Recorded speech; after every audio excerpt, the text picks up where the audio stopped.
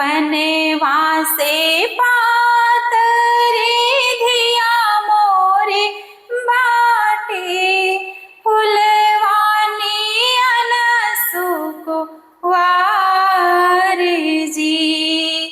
अंगने में बैठल माई मोरी सोचै कैसे बेटी जय है ससुराल जी। अंगने में बैठल माई मोरी सोचै मोरी बेटी जय है ससुराल जी।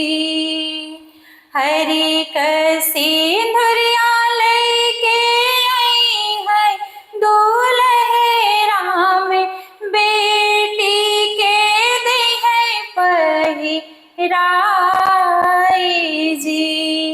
चुटकी भर सिंदूरा लगौतै हे रामा बेटी हो जई है पराई जी।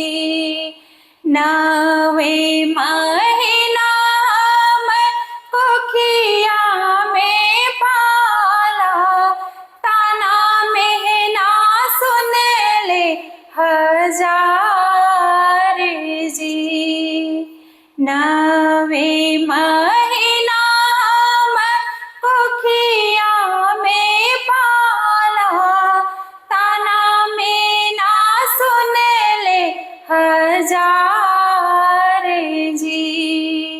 बड़े रे जतन से हम बेटी के पाले बेटी मोरी जय है ससुराल